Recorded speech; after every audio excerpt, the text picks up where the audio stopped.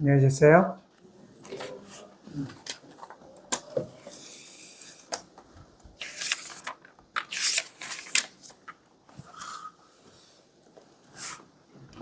우리가 성경을 이렇게 살펴볼 때,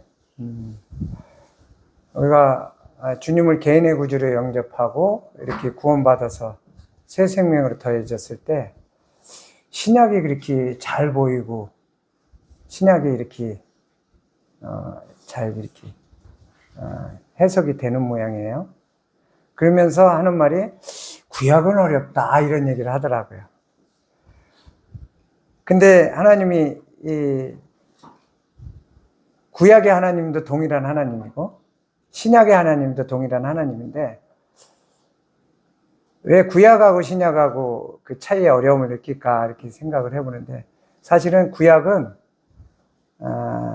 하나님하고 우리하고 관계를 이 땅에서 실질적으로 어떻게 함께 하는지를 모형으로 보여주는 것들이 많아요. 그러니까 이제 하나님이 우리를 어떻게 부르셨고 어떻게 사랑했는데 우리는 어떤 행동을 했고 그랬을 때 어떤 일들이 일어났고 또 어떤 과정을 통해서 우리가 무엇을 하게 하고 사실은 신약의 교회로 불려진 신약의 성도들이 이 삶을 통해서 자신이 어떠함을 돌아보기에는 구약만한 게 또 없어요. 그러니까 신약에는 주로 하나님이 하늘에 계신 하나님이 이 땅에 오셔서 사람과 같이 되시고 하늘의 일들을 주로 말씀하신 거고 구약은 하늘의 일들을 이 땅에서 보이는 방법으로 우리한테 계시해주고 있는 그런 차이들이 있어서 어떤 경우는 막 법 얘기도 나오고 여러 가지 나오니까 이제 어려워 보일 수 있는데 사실은 구약을 잘 살펴보면 하나님은 우리를 향한 과정들이 여러 곳에서 이렇게 표현이 되고 그랬을 때 우리의 반응들은 어떠했나 이런 것들이 다양한 성경을 통해서 기록이 되었기 때문에 우리가 그러한 측면으로 구약을 살펴보면 새롭게 하나님을 더 알아갈 수 있는데 굉장히 도움이 된다 그런 생각을 해보게 됩니다. 그래서 오늘은 우리 이제 구약에 많이 알고 있는 야곱이 생애 중에 우리 주제처럼 베델로 올라가자 하는 주제로 해서 야곱이 그 에서하고 관계에서 장자의 그것을 뺐잖아요. 뭐로 뺐었어요? 팥죽 한 그릇으로 해가지고. 그러고 나서 이제 야곱이 에서가 이제 화가 많이 나서 이제 야곱의 어머니가 이렇게 하냐. 내가 한날에 둘을 다 잃어버릴 수 없다. 서로 이제 혈기를 이제 막 에서가 죽일 듯 하니까. 그래서 야곱을 피신시켜 하고 야곱은 부랴부랴 도망가고. 그러니까 오늘 내용은 야곱이 피신에 있다가 다시 귀향하는 그런 과정을 통해서 하나님이 우리에게 하시고자 하는 말씀을 같이 한번 상고해 보도록 하겠습니다. 창세기 35장 1절에서 3절입니다.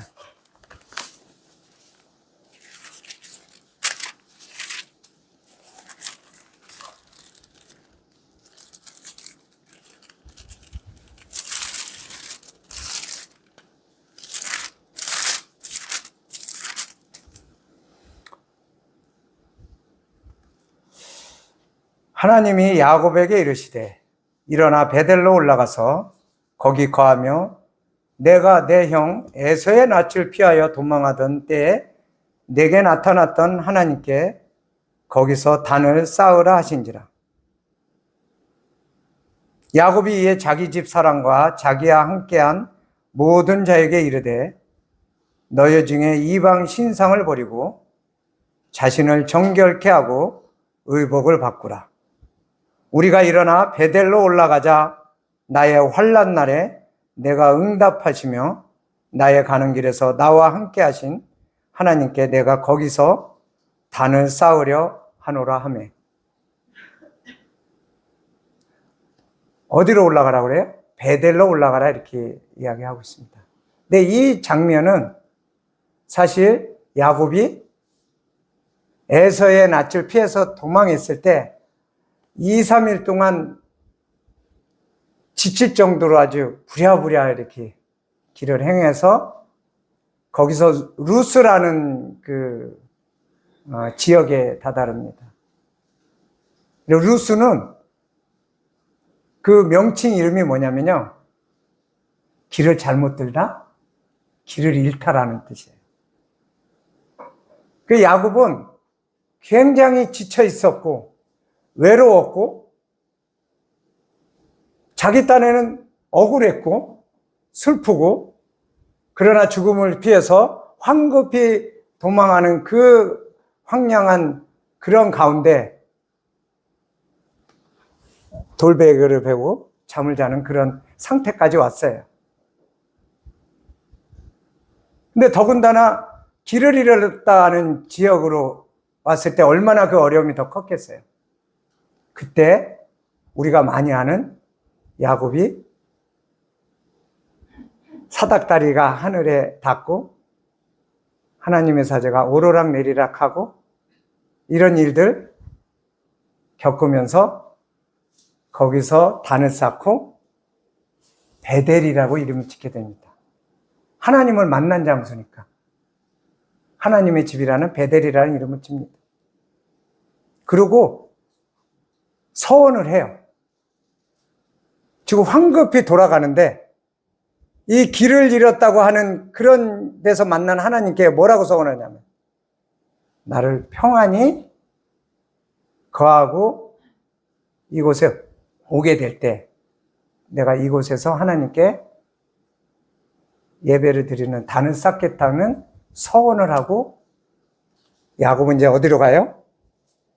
외삼촌 라반 집으로 가는 겁니다. 그 외삼촌 라반 집에서 야곱이 어떤 일을 겪어요? 자기 꾀대로 그대로 당합니다. 어떻게 해요? 뭐 라헬을 주니 레아를 주니 이런 말씀은 이제 어느 정도 알 거예요. 그러면서 7년 그리고 또 6년에서 20년을 사실은 외삼촌 집이지만 종살이를 한 거예요. 속여서 장자권을 빼앗은 사람이 거기서 또 속임을 당하는 거예요. 근데 하나님이 그 안에서도 야곱을 축복하는 그것들이 보여요. 이 구약에는 이 땅의 것으로 축복하는 것으로 이렇게 통해서 하나님이 이렇게 알려주시는 게 많아요. 신약하고 다르서. 그러니까 뭐 그 얼룩 지는 거 막 이런 거 나오잖아요. 근데 야곱이 거기서 또 깨를 넣어요. 얼룩은 전 자기 거가 되니까 얼룩을 많이 하게 하려고 나름 약간 그 과학적이진 않잖아요. 그 얼룩덜룩한 신풍나무에서 막 이렇게 해서 서로 짝짓기 하면 얼룩이 많이 나올 거라고 생각해서 깨를 뿌려요. 근데 진짜 얼룩이 많이 나와요. 전박이가. 야곱은 어떻게 생각했을까요? 내 깨가 나름 의미가 있었다 생각하지 않았을까요? 근데 하나님이 야곱하고 항상 함께 동행했을까요? 안 했을까요? 베델에서 만난 이후로도 쭉 했겠죠. 야곱이 신풍나무로 그런 꾀를 안 했어도 하나님이 이미 주시기로 했기 때문에 되었겠죠. 근데 야곱은 잘 몰랐을 것 같아요. 하나님께 의지는 했지만 자기의 꾀가 상당히 의미가 있었을 거라고 생각을 했을 겁니다. 어쨌든 야곱은 그곳에서 많은 일가도 거느리고 많은 가축도 거느리고 육신적인 기준으로 보면은 금이 환영해서 돌아가게 되는 일들이 생깁니다. 20년 만에 이제 돌아가는 과정에서 지금 베델의 그 장소를 읽어드린 거예요. 근데 야곱이 라반 외삼촌 집에서 이렇게 이제 귀향을 하게 될 때 그 순서들이 있어요. 첫 번째, 바단 아람이에요. 외삼촌 라반에 있던 곳이. 하란이라고 들어보셨죠? 바단 아람에서 숫곳으로 갑니다.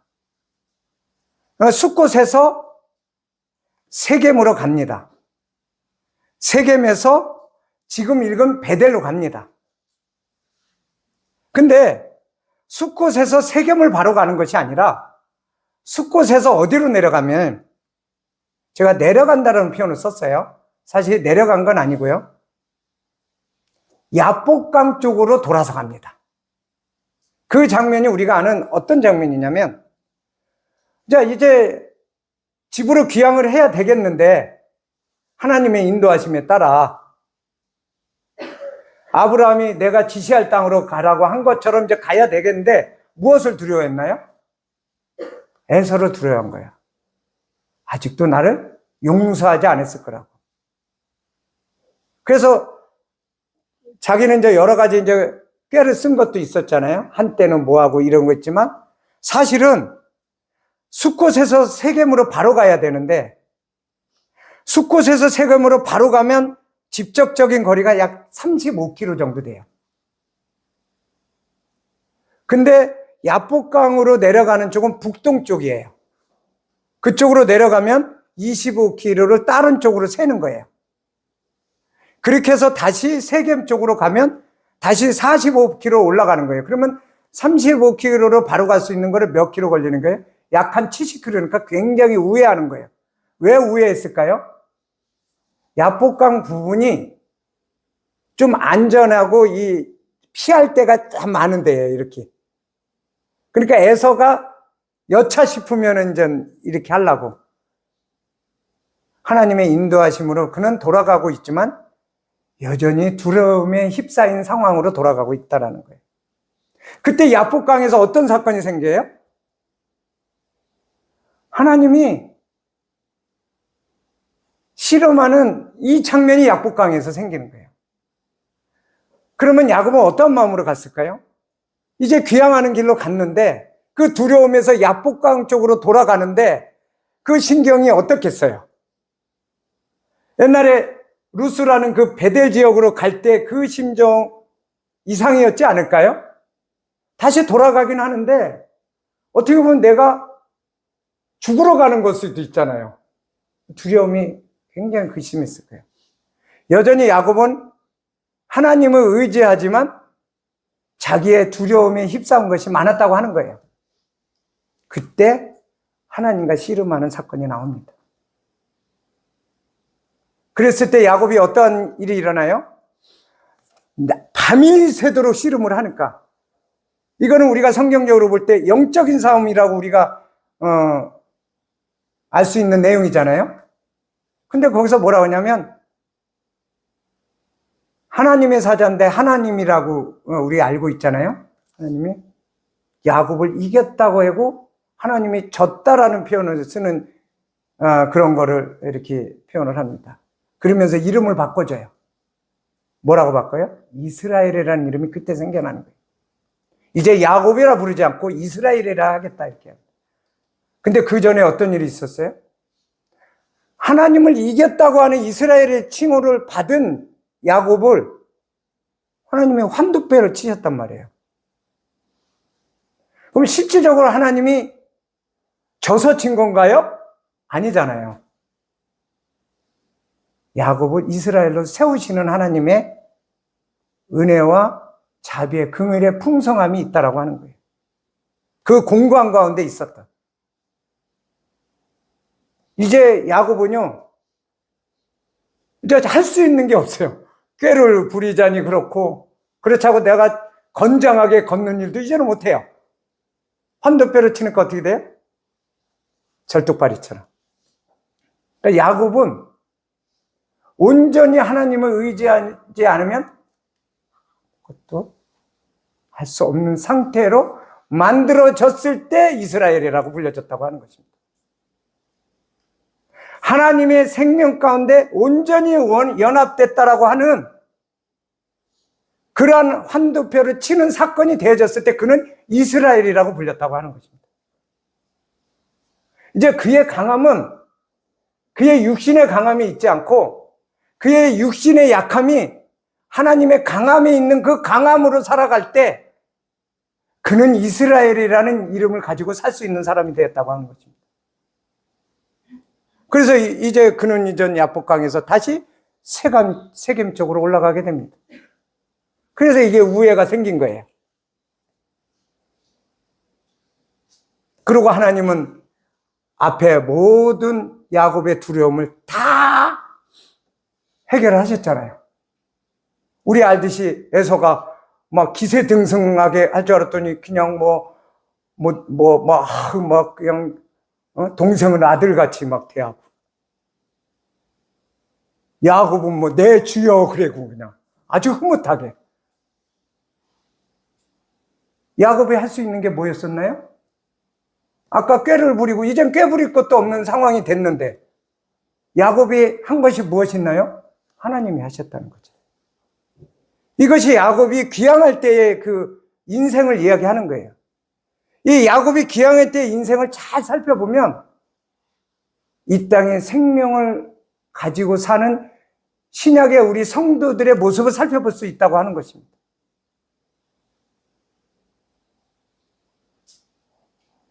근데 이 세겜이 또, 우리가 알고 있는 이 세겜이 또 하나님이 우리에게 하시고자 하는 의미가 있는 지역이라고 합니다. 야곱은 어디로 갔어야 돼요? 베델로 가야 되는 목적이 있잖아요. 아까 읽어드린 것처럼. 근데 세겜에 머물렀다고 나와요. 세겜은 어떤 게 돼? 사실은 가나안 땅을 들어가기 위한 중요한 관문이에요. 베델로 들어가려면 가나안 땅을 들어가야 되는데 세겜에서 머뭇거려 버린 거예요. 세겜은 어떤 지역이냐면요, 동서남북 교통의 요충지고요, 비옥하고 풍부한 자원이 있고요, 인구가 밀집되어 있고 시장 개혁이 활발한 도시형 지역이에요. 근데 얼마 더 멀지 않은 베델은 어떤 지역이냐면 상대적으로 험준하고 상대적으로 척박하고 세겜보다 소규모 인구고 상업교역이 제한적이고 촌락형이에요. 그러니까 야곱은 이러한 경험에도 불구하고 이 가나안 땅의 관문인 세겜에서 머무르는 그 머뭇거림이 생긴 거예요. 그때 우리가 잘 아는 그 사건이 일어나는 것입니다. 딸 디나가 세겜 지역에 사람들을 보러 갔다가 겁탈을 당하는 사건이 나오는 거예요. 이게 세겜 지역이에요. 그래서 이 지역과 과정은 이 땅에 사는 지금 신약에 우리한테 적용해 볼 수 있는 내용들을 하나님은 구약에 이런 모양 저런 모양으로 다 기록해 놓으신 거예요. 그러니까 디나의 오빠들이 막 열이 받은 거예요. 감히 내 동생을 우리가 어떤 하나님의 백성인데 막까지 막 동원해가지고 씩씩거린 거예요.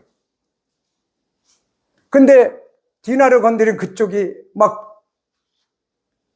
책임지는 모습을 내가 결혼하겠다 막 그러고 달라 막 그런 거예요. 그러니까 그 아들들이 어떤 꾀를 해요? 아버지 닮은 아들들이 어떤 꾀를 해요? 야, 그러면 우리 족속으로 오려면 할례 받아야 돼.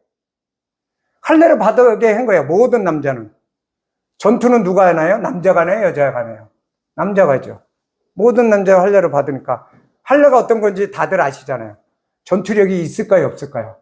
딱 그렇게 만들어 놓고는 다 전멸을 시켜버려요. 야곱이 통탄을 합니다. 야곱은 그래도 하나님의 생명에 대한 양심이 있는 사람이에요. 그러한 방법과 방식은 야곱이 용납할 수 없는 일이에요. 이스라엘이 됐잖아요. 이스라엘이 용납할 수 없는 이름이에요. 너희는 냄새나는 행동으로 아주 악취를 풍겼다고 하는 거예요. 하나님의 백성이 할 수 없는 짓을 한 거예요. 그걸 겪고 난 뒤에 이 장면이 나오는 것입니다. 이 장면. 야곱이 그런 관계로 이스라엘이 되고 난 뒤에도 이 땅에 머뭇머뭇거렸던, 이 땅에 미련을 가졌던 야곱의 그 사건이 일어난 이후로 야곱이 얼마나 고통과 고난에 빠져 있었겠습니까? 근데 하나님이 다시 이제 생각나게 하는 거예요. 그게 아까 읽은 거예요. 35장 1절. 하나님이 야곱에게 이르시되 일어나 베델로 올라가서 거기 거하며 내가 내 영 에서의 나서 피하여 도망하던 때에 내가 나던 하나님께 거기서 단을 쌓아라.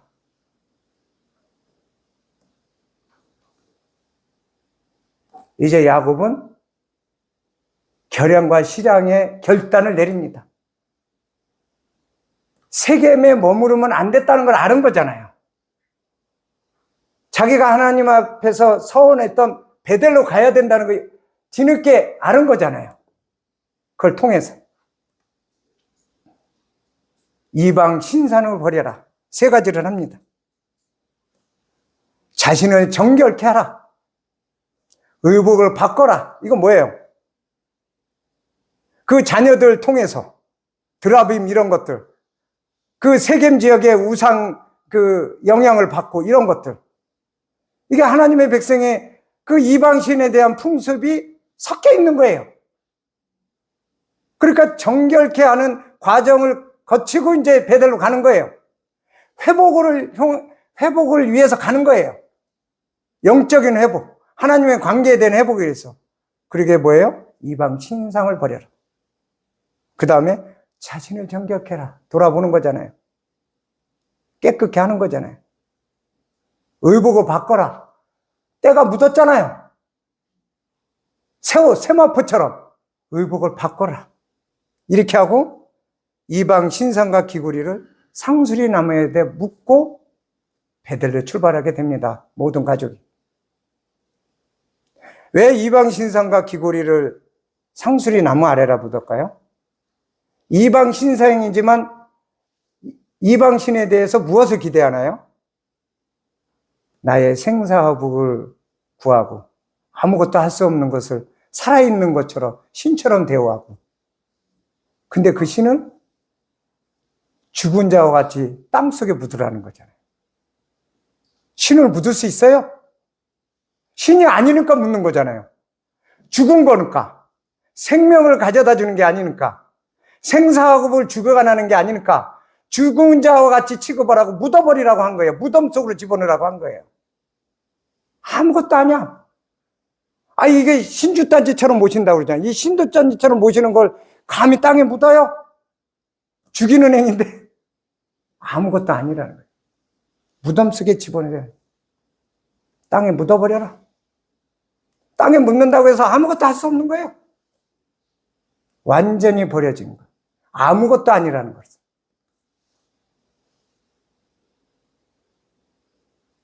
내가 의지했던 그 경제적인 부를 과시하는 귀걸이 다 묻어버리라는 거예요. 묻는다는 거는 죽음이에요. 죽은 거와 같이 여기라는 거예요. 그런 다음에 베델로 올라가기 시작합니다.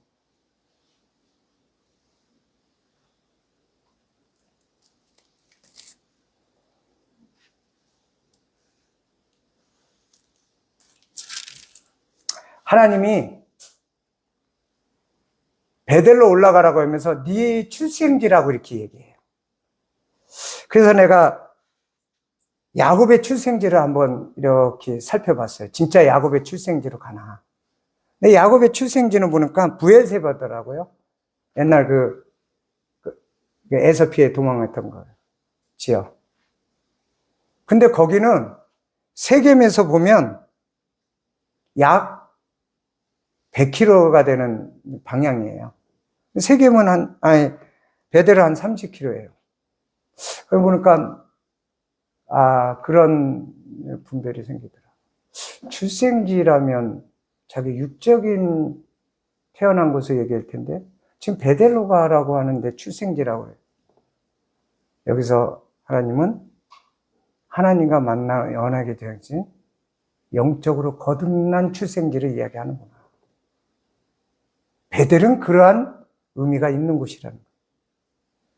네가 태어난 부의 세부가 아니라, 육적으로 태어난 게 아니라 나하고 만난 장소, 나를 인격적으로 만나고 나를 통해 생명을 확인한 장소, 그게 네 출생지라는 거예요.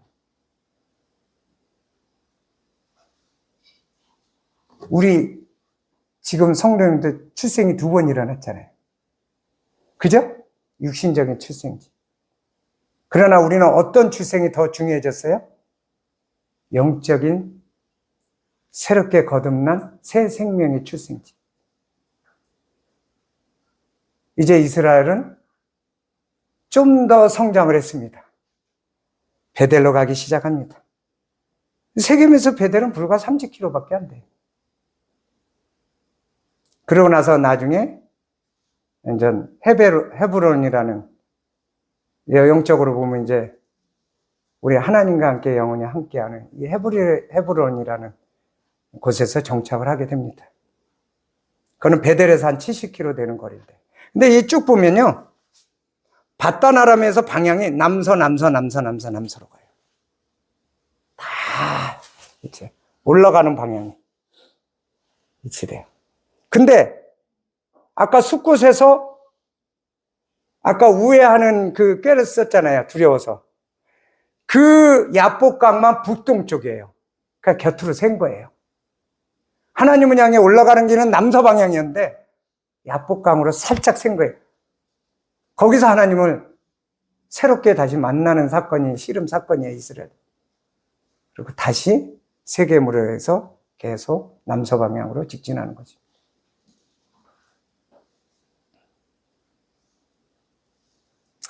숫곳이라는 표현은 어떤 의미냐면요, 잠시 머무르는 장소, 임시 장막 이런 거예요. 어떻게 보면 나그네와 같은 쪽이에요. 그래서 바단 아람에서 숫곳에서 쭉 출발하는 게 나오는 거예요. 근데 나중에 이제 이후에 우리 출애굽 사건 있잖아요. 430년 종살이하다 나갈 때 거기에서 숫곳이라는 게 나옵니다. 거꾸로 여정이 시작돼요. 이거는 비슷하게. 인생의 여정을 이야기하는 거예요. 근데 장소는 달라요. 그렇지만 숫곳이라는 의미는 동일합니다. 숫곳에서 우리는 계속 진행을 하는 겁니다. 어디로? 하나님의 집으로, 하나님의 집으로. 이 땅에서 우리는 세겜에 머무는 것이 아니라 하나님의 집으로, 하나님의 집으로, 하나님의 집으로. 베델에서 헤브론으로, 영원한 새 땅인 헤브론으로 가는 것입니다. 여전히 지금의 우리에게도 야곱의 사건을 통해서 우리한테 이야기하고 있다고 하는 것입니다. 우리는 그리스도 예수님의 피로 하나님 앞에서 이스라엘과 같은 존재가 되었습니다. 그래서 어디서 영적인 이스라엘인 그런 소리도 나오고 그래서 그런 거예요. 우리 믿는 사람도 아브라함을 조상이라 할 수 있다고 그러잖아요. 이방인이었던 우리도.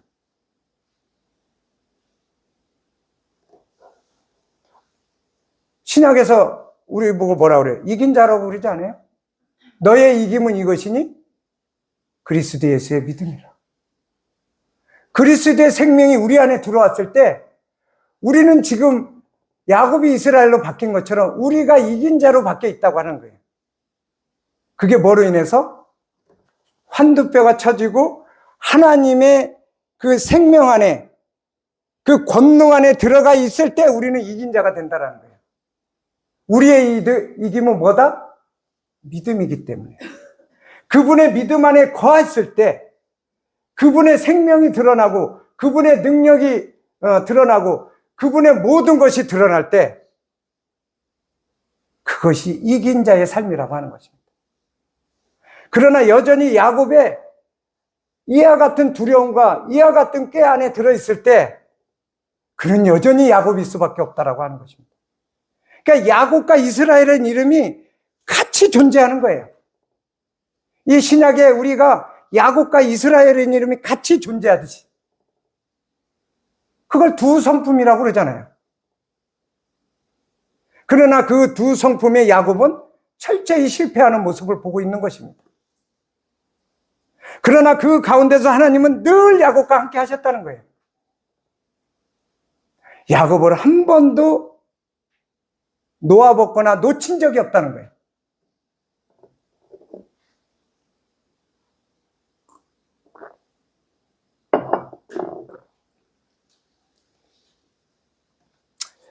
제가 어느 분하고 이렇게 노성도님인데 교제했는데 내가 굉장히 감명을 받았어요. 이분이 교회 안에서 많은 일들에 업적을 내셨어요. 제가 인정할 만한 것들. 근데 그분이 그래요. 주님이 그리스도의 심판석에서 평가할 때 내가 많은 거를 이뤘는데 그것을 가치 있게 평가할지 지금의 주님과 함께하는 그 동행하는 삶에서 하는 그분의 방법으로 하는 그 부분을 더 가치 있게 평가할지 생각을 해보니 그 전에 했던 거는 나의 의지로 이룬 것이었다라는 고백을 할 때 내가 놀랐어요. 보통 그런 얘기하기 힘들거든요. 자기가 그래서 이것도 했다 저것도 했다 그 업적을 드러낼 텐데 그러니까 함께 했던 어떤 분이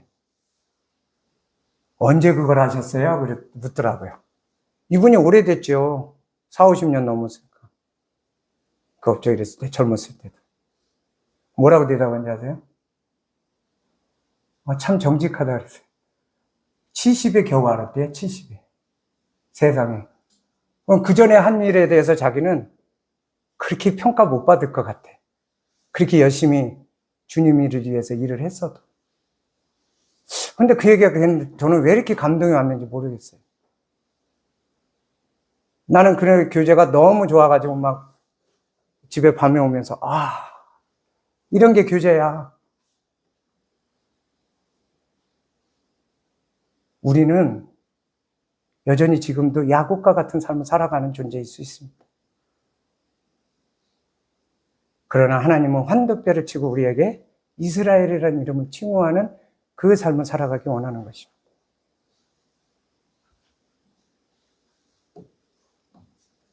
일반적으로 성경에서는 이 구약에 보면 영적인 방향을 어떻게 하냐면 베델과 예루살렘 쪽으로 이렇게 할 때는 올라간다는 표현을 써요. 이게 고도하고 상관없어요. 근데 애굽 이런 데로 뭐라고요? 내려간다는 표현을 써요. 그 애굽을 지칭할 때 보통 뭐라요? 세상, 세속. 그래서 애굽을 지칭할 때는 땅이다, 아래다, 세상이다, 침륜에 빠진다, 멸망에 빠진다. 올라간다라는 건 뭐예요? 위, 하늘, 믿음을 가지고 행동하는 삶.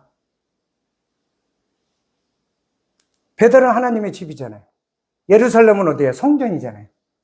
예배드리고 교제하고 함께하는 곳이잖아요. 올라가는 거예요. 다.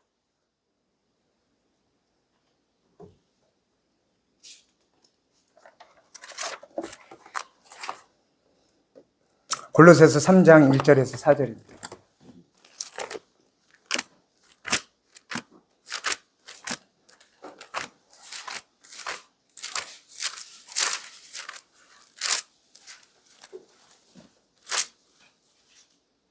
그러므로 너희가 그리스도와 함께 다시 살리심을 받았으면 위의 것을 찾으라. 거기는 그리스도께서 하나님 우편에 앉아 계시느니라. 위의 것을 생각하고 땅의 것을 생각하지 마라. 야곱은 땅의 것을 생각하는 삶이 대부분이었습니다. 3절에 뭐라고 했냐면 이는 너희가 죽었다. 십자가에서 주님이 죽으셨을 때 우리도 같이 죽었다는 얘기예요. 이는 너희가 죽었고 너희가 죽었더니 어떻게 돼요? 너의 생명이 그리스도와 함께 하나님 앞에 감추었다. 이 감추었다라는 표현이 놀랍지 않아요? 하나님의 생명이 있다라는 것보다 못 건드리게 한 거예요. 누가? 창조주이고 강력하시고 권능 있고 무수부지하시고 전지전능하신 분이 감췄다는 거예요. 그거 어떻게 해야 할 거예요? 생명이 있다라는 것보다 더 강력한 표현이에요. 감췄다, 하나님. 그러면서 4절에 우리 생명이신 그리스도께서 나타나시 그때 너희도 그와 함께 영광 중에 나타날 거다. 그와 함께 영광 중에 나타날 거다. 근데 이 그와 함께를 제가 좀 살펴보고 싶어서 원어를 한번 봤어요. 그와 함께. 함께라는 거 알건데, 우리 영어로 보면 뭐 단순히 with 뭐 이건데. 근데 뭐라고 나왔냐면, 그와 함께는 단순한 함께가 아니더라고요. 여기서 함께라는 것은 결합을 나타내는 거라는 거예요. 결합. 온전히 하나 되는 거. 결합. 나타내는 전치사 뭐뭐와 뭐뭐 함께라는 뜻으로 가까이 또는 곁에서부터라는 것보다 훨씬 더 밀접하다라는 거예요. 주님과 그런 관계로 나타난다는 거예요. 신랑과 신부, 온전히 하나 된 우리가 신의 소생이 되는 거. 그래서 우리는 위의 것을 생각할 수밖에 없는 존재라는 걸 알으라는 거예요. 구약은 이와 같이 이 모형을 통해서 우리에게 우리의 육신의 연약함을 밝혀내주고 있고, 신약은 이거를 명확히 하늘의 교리적으로 우리에게 명확히 이와 같이 연결돼서 설명을 해주고 있다는 것이 이게 동일한 하나님의 말씀이라고 하는 것입니다.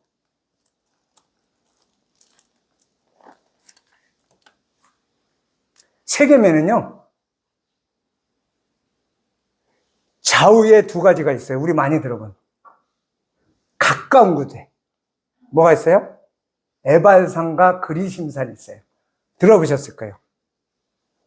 너희는 그리심산의 축복을, 너희는 에발산의 저주를 선언하라. 근데 그 선언이요, 세겜, 아까 가나안 땅 관문이데 세겜의 바로 옆에 있어요. 좌우로 할 때 에발산과 그리심산. 얼마 거리? 2km. 바로 붙어 있어요. 축복과 저주는 세상 말로 하면 한 끗 차이라는 거예요. 근데 결과는 극명하다는 거예요. 예수님이 십자가에 달려 돌아가셨을 때 이 복음의 능력에 에발산과 그리심산을 생각해 보세요. 십자가에 달리셨을 때 좌우에 양편 강도가 있었잖아요. 얼마나 가까워요? 2km보다 더 가깝잖아요. 근데 하나는 지옥, 하나는 낙원. 극명하게 달라졌습니다. 복음을 거절한 자와 거절하지 않은 자, 그리스도 예수님을 영접한 자와 영접하지 않은 자는 불과 백지장 한 장 차이라는 거예요. 그러나 그 결과는 극명하다는 거예요. 지옥이냐 천국이냐 극명하다는 거예요. 하나님은 그걸 경고하는 거예요. 왜 그걸 놓치느냐고. 왜 그거를 경홀히 여기느냐고. 나는 이 가까이에서 축복과 저주를 선언했는데 너는 왜 저주의 길을 선택하냐는 거예요.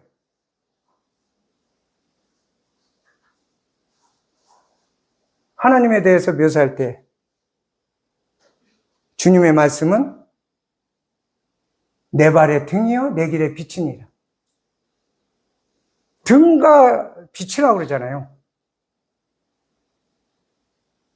우리 앞에 걸려 넘어질까 봐 등을 비추면 돌불이 안 걸려놓잖아요. 여기 보여주니까. 이렇게만 보면 어떻게 돼요? 이쪽으로 가 있잖아요. 아니에요? 술 취한 사람처럼. 근데 빛이 저 앞에 있으면 어떻게 돼요? 이렇게 돌뿌리는 안 걸리지만 이렇게 볼 때 빛이 저기 있으면 일로 갈까요? 그 빛으로 갈까요? 방향성이 나오는 거예요. 그래서 하나님의 말씀은 실족하지 않은, 걸려 넘어지지도 않게 하고 목표 지향성도 틀리지 않는다고 하는 거예요. 그래서 하나님의 말씀이 등이요 빛이라고 이야기하는 것입니다. 그래서 하나님의 말씀이 이렇게 오묘한 거예요. 구약에서 이렇게 알려주고 신약에서 이렇게 말씀하시고 구약에서는 오실 그리스도 예수님에 대해서 모형으로 계속 말씀하시고 이제 신약에서는 그분이 친히 이 땅에 사람의 몸을 입고 하나님이 오셔서 말씀하시고 다 그분에 대해서 말씀하는 거예요. 그리고 우리의 삶의 태도를 이와 같이 적나라하게 드러내는 거예요. 그러면서 니네가 나그네로 있을 때 어떻게 살아야 될지를 두려워라 이런 말씀이 있잖아요. 그죠? 베드로전서 1장 17절 한번 보겠습니다.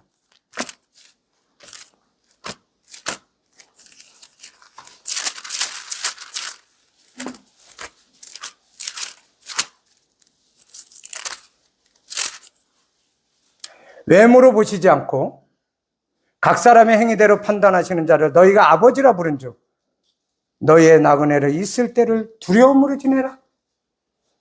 이 장막 안에 거할 때 이 땅에 뭐로 지내라? 두려움으로 지내라.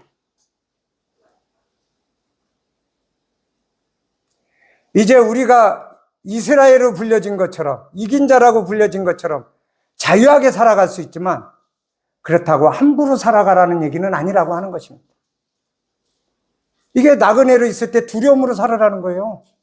이 장막의 안에 이 땅에 거해 있을 때 이 장막집은 곧 무너진다는 거예요. 무너진다는 거는 우리 육체가 죽는다는 거잖아요. 그죠? 장막집이 무너진다는 거예요.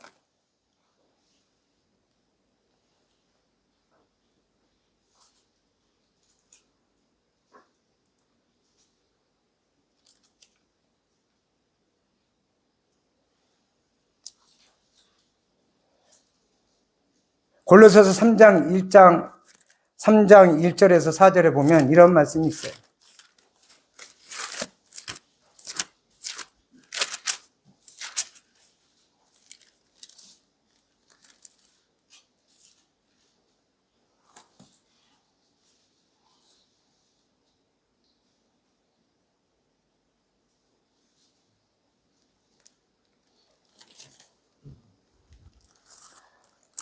우리는 물러가 뒤로 침륜에 빠질 자가 아니다.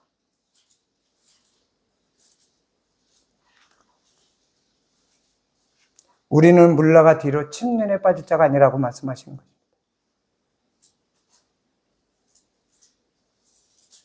히브리서 10장 39절 말씀이죠.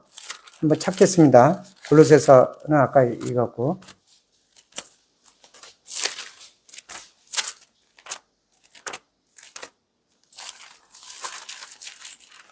찾으신 분 어느 성도님이 읽어주시면 감사하겠습니다. 히브리서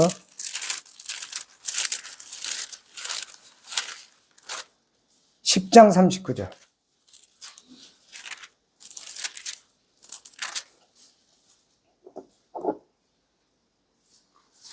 우리는 뒤로 물러가 멸망할 자가 아니요 오직 영혼을 구원함에 이르는 믿음을 가진 자니라.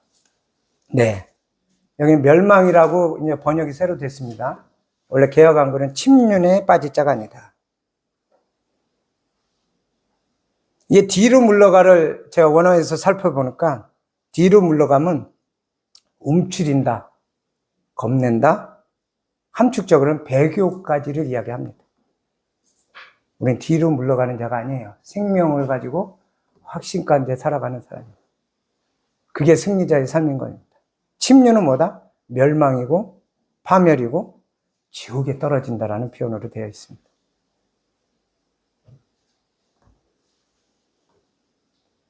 이제 마지막으로 창세기 35장 6절에서 7절을 살펴보면서 정리를 하도록 하겠습니다. 이제 이런 과정을 통해서 완전 이스라엘에 된 야곱은 베델로 올라가게 됩니다. 창세기 35장 6절에서 7절입니다.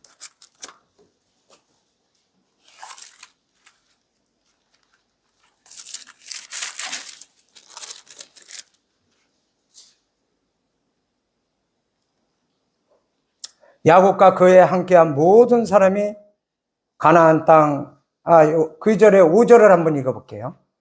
그들이 발행하였으나 하나님이 그 사면 골들로 크게 두려워하게 하신 거로 야곱의 아들들을 추격하는 자가 없더라. 어때요? 그쵸? 네? 야복강에서 그 사건 이후로, 그리고 세겜의 그 사건 이후로 이제 베델로 올라가는 과정에 어때요? 아무도 추격하는 적 없다. 하나님이 하시는 역사를 보는 거예요. 그러면서 6절에 야곱과 그와 함께한 모든 사람이 가나안 땅 루스 곧 베델이고, 루스였잖아요 명칭이. 이제 베델로 바뀐 거예요.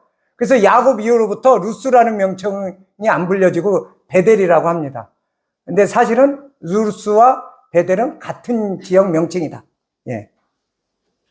그가 거기서 단을 쌓고 그곳을 엘 베델이라 불렀으니 이는 그 영의 낯을 피할 때에 하나님이 그에게 거기서 나타나셨습니다. 이제 베델이 뭐가 됐어요? 엘 베델이 된 거예요. 엘 베델은 무슨 말이에요? 베델이 뭐예요? 하나님의 집이잖아요. 엘, 하나님. 그럼 엘이 하나 더 있으면 뭐예요? 그거는 해석할 수 있잖아요. 하나님의 집, 하나님. 왜 그렇게 했을까요?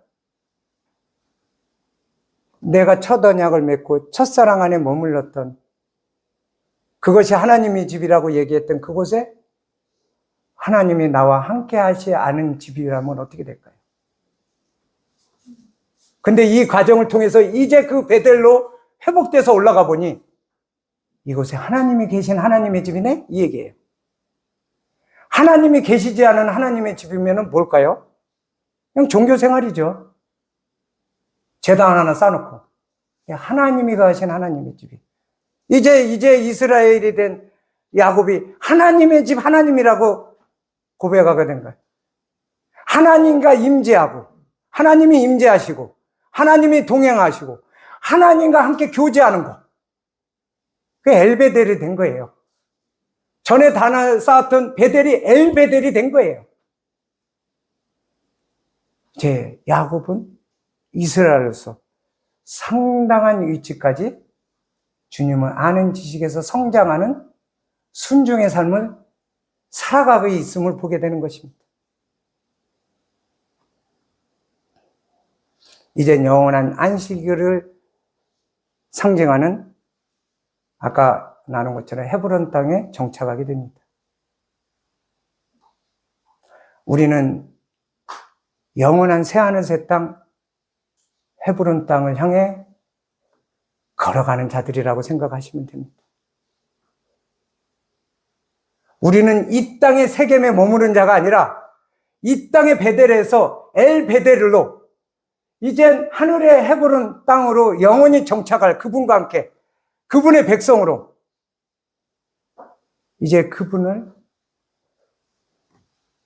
욥이 고백했던 것처럼, 욥이 그 고난과 고통에 많은 억울함과 답답함이 있었대. 그 모든 것이 해소가 됐을 때 욥이 뭐라고 고백해요? 내가 귀로만 들었사온데 이제는 눈으로 배움나이다. 그게 엘베델이 된 거예요. 실질적으로 관계가 온전히 형성된 것.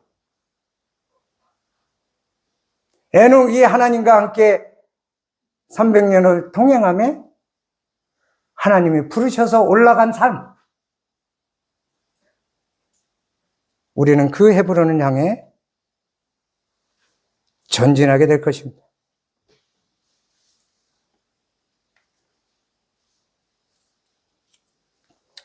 고린도후서 5장 1절에서 5절에는 이런 말씀이 있습니다. 한번 살펴보도록 하겠습니다. 고린도후서 5장 1절에서.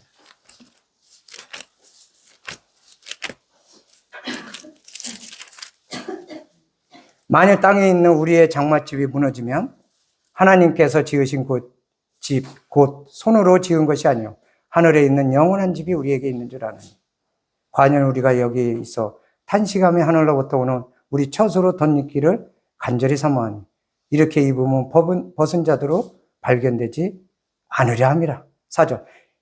이 장막에 있는 우리가 짐진 것까지 탄식하는 것은 벗고자 함이 아니요 오직 덧입고자 함이니 이 죽을 것이 생명에게 상기인가 되게 하려 함이라.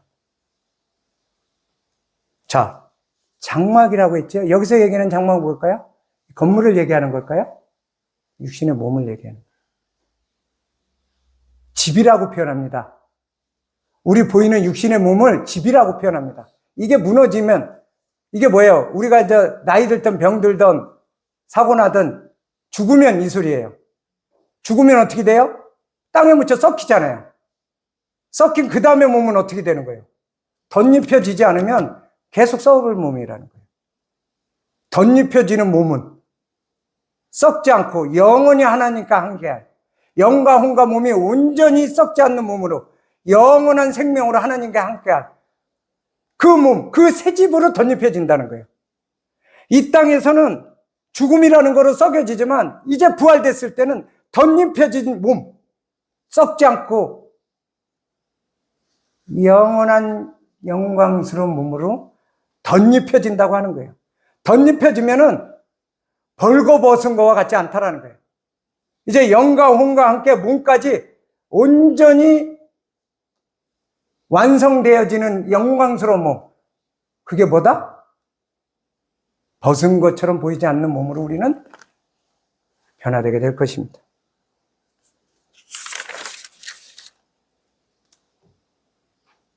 정리를 하겠습니다. 아까 말씀드린 것처럼 라반 외삼촌 집에 있는 밧단 아람은 우리에게 상징하는 밥은 속박이라고 볼 수 있는 것입니다. 출애굽할 때 애굽에서 속박에 종살이 했던 것처럼 라반 외삼촌한테 이용당해서 속박을 당한 것처럼 이제 그는 떠나서 숫곳에서 잠시 머무르는 과정을 통해 세겜을 통해서 베델로 가는 것입니다.